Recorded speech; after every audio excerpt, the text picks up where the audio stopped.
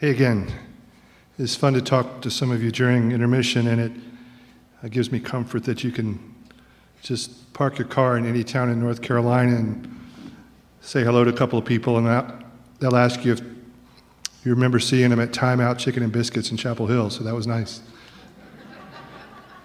So, My Biscuit Baby, if you want to think about it like TV, if you're like streaming and you watch Breaking Bad, and then maybe you went and watched the prequel, Better Call Saul. I wrote the prequel first. So the first book is Fair-Skinned Brunette with a Porcelain Shine. And Don worked his magic, turned the lyrics from that into an album called The Lassie James Songbook Volume 1. And an incredible singer that some of you know, Jeffrey Dean Foster, does the vocals on that. Yes. So the first book's here, and you can find the Lassie James Songbook online and hear Jeffrey's amazing vocals.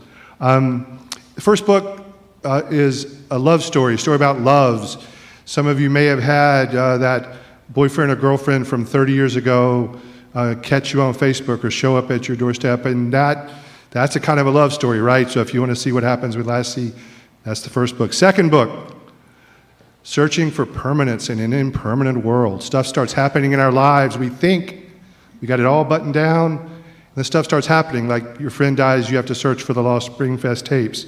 That's not the only thing that's happening. Also in the book, the University of North Carolina trustees are about to sell Battle Park to developers, 93 acres of untouched forest. It was part of the original land assemblage in the late 18th century.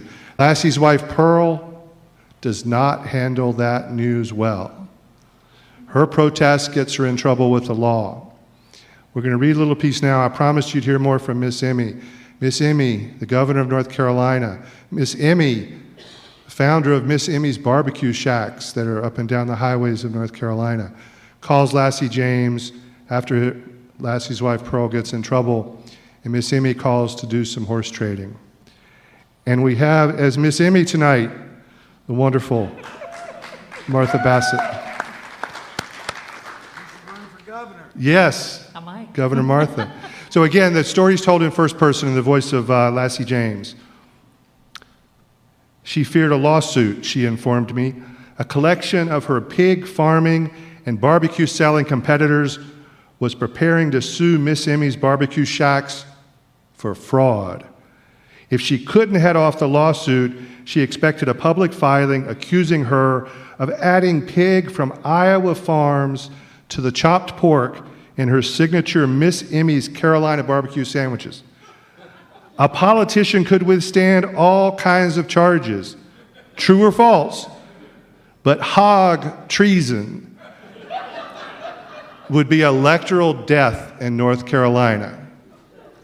Every frickin' speg of pig in my sandwiches comes from the farms around Clinton down in Sampson County. And I mean, we run the stinkingest, loudest, pig-sloppingest hog farms in the world. That's how we get the best tasting pig meat. The seasoning differs from one end of the state to the other, I grant you that. But maybe we're using electric cookers and not charring the pig over hickory fire, though our cookers produce the best grade A burnt pig flesh in the world, no matter what that sociology professor says on CNN.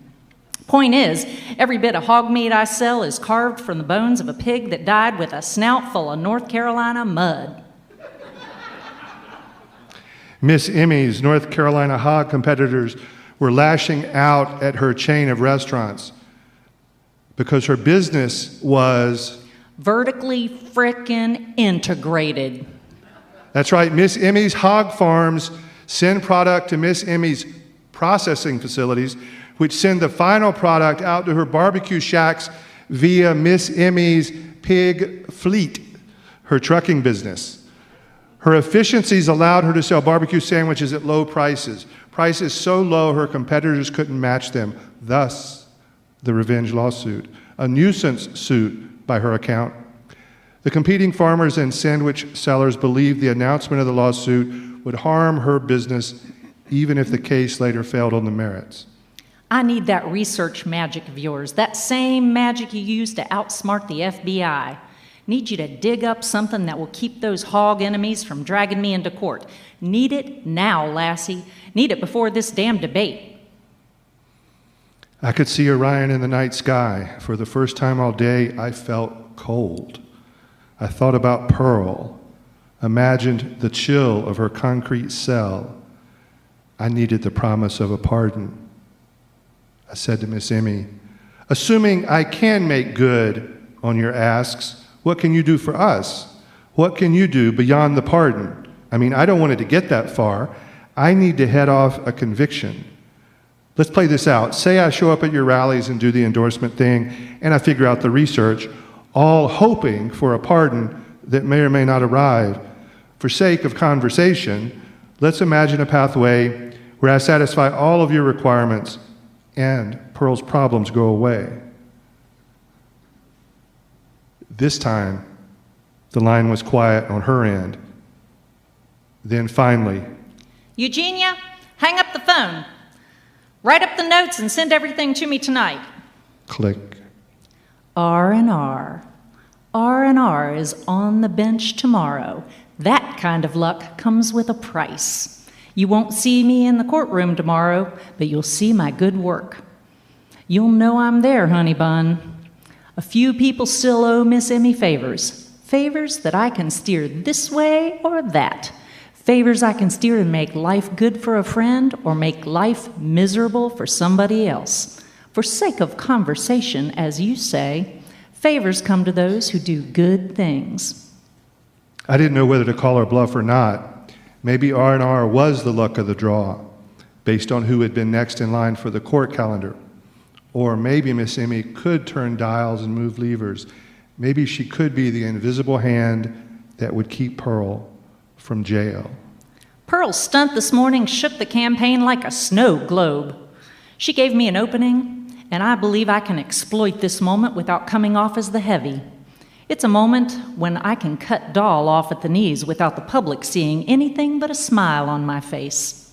It's all about the R, one tiny letter, one big difference. I had no idea what to say. Miss Emmy filled the silence. Difference between pretty and petty. One tiny letter, the R. We politicians can be as petty as we want to be as long as the voters see the R. We want them to see us as pretty, always pretty as the Dutch tulip lacquer on my nails. The Hemingway line leapt into my mind. Were we Jake and Brett? The people of North Carolina will see the light.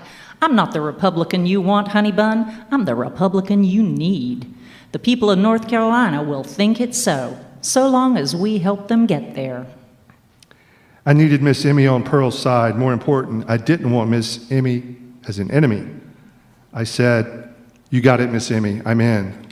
Honey bun, my honey bun, I can taste the sugar on your lips. She hung up the line.